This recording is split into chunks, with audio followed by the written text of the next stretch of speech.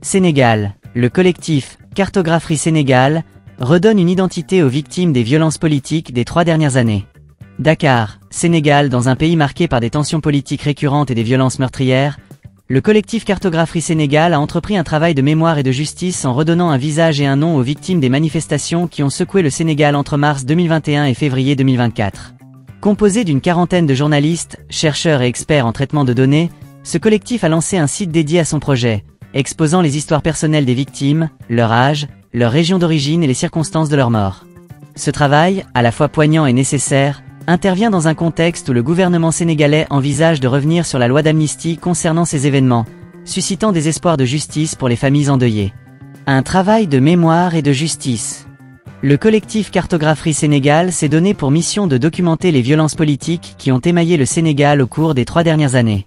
Ces violences, qui ont atteint leur paroxysme entre mars 2021 et février 2024, ont fait des dizaines de morts, principalement des jeunes, et ont laissé des cicatrices profondes dans la société sénégalaise. Sur son site web, le collectif présente des portraits détaillés des victimes, mettant en lumière leur identité, leur parcours et les circonstances de leur mort. Ce travail vise non seulement à honorer leur mémoire, mais aussi à fournir des preuves tangibles pour soutenir les demandes de justice des familles. Notre étude s'est échelonnée sur 3 ans, entre mars 2021 et février 2024, explique Florian Bobin, l'un des porte-parole du collectif.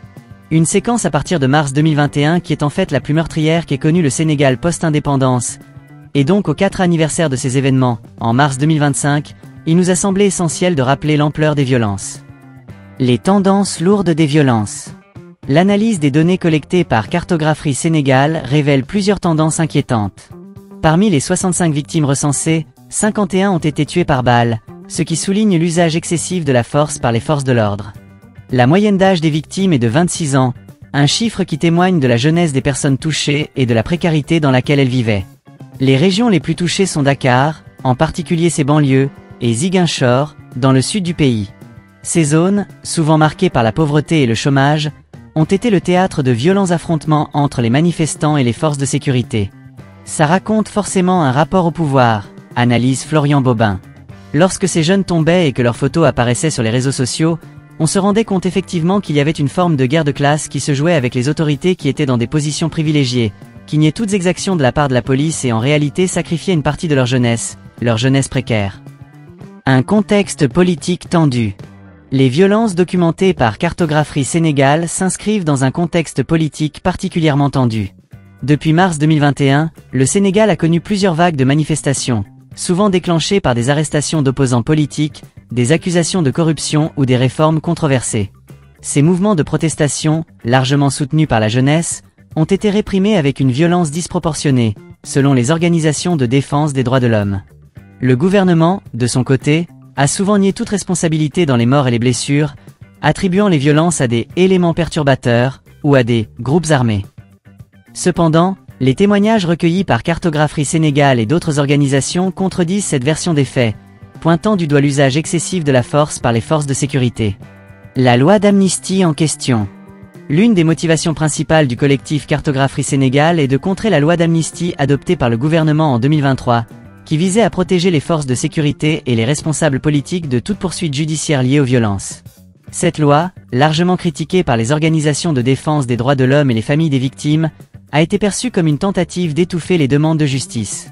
Cependant, le gouvernement actuel a récemment évoqué la possibilité de revenir sur cette loi, une annonce qui a suscité un espoir prudent parmi les familles des victimes et les militants des droits de l'homme. Pour Florian Bobin, le travail de Cartographie Sénégal pourrait jouer un rôle clé dans ce processus.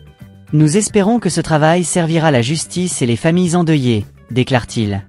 En documentant chaque cas, en donnant un visage et un nom à chaque victime, nous voulons rappeler que derrière les chiffres, il y a des vies brisées, des familles détruites et une société qui exige des comptes. Les réactions à l'initiative. L'initiative de Cartographie Sénégal a été saluée par de nombreuses organisations de la société civile et des défenseurs des droits de l'homme. Elle a également suscité un vif intérêt parmi les familles des victimes, qui voient dans ce travail une reconnaissance de leur souffrance et une étape vers la justice. Cependant, le collectif fait face à des défis importants, notamment en termes de sécurité. Documenter les violences politiques dans un contexte aussi tendu expose les membres du collectif à des risques de représailles. Malgré cela, ils restent déterminés à poursuivre leur mission. Les enjeux pour l'avenir du Sénégal. Le travail de cartographie Sénégal revêt une importance cruciale pour l'avenir du pays. En documentant les violences politiques et en donnant une voix aux victimes, le collectif contribue à briser le silence et à exiger des comptes de la part des autorités. 1. La quête de justice. Pour les familles des victimes, la justice reste une priorité absolue. Elles espèrent que les preuves rassemblées par Cartographie Sénégal permettront de traduire les responsables devant les tribunaux et de mettre fin à l'impunité. 2. La réconciliation nationale. Au-delà de la justice, ce travail de mémoire est essentiel pour la réconciliation nationale. En reconnaissant les souffrances des victimes et en honorant leur mémoire, le Sénégal peut commencer à panser les blessures du passé et à construire un avenir plus apaisé. 3. La mobilisation de la jeunesse. La jeunesse sénégalaise, qui a été en première ligne des manifestations, reste un acteur clé dans la quête de justice et de démocratie. Le travail de Cartographie Sénégal peut inspirer une nouvelle génération de militants et renforcer la mobilisation pour les droits de l'homme et la justice sociale. Conclusion. Un pas vers la vérité et la justice. Le collectif Cartographie Sénégal a entrepris une mission audacieuse et nécessaire, redonner une identité aux victimes des violences politiques et exiger des comptes de la part des autorités. Dans un pays marqué par des divisions et des tensions, ce travail de mémoire et de justice représente un pas crucial vers la vérité et la réconciliation.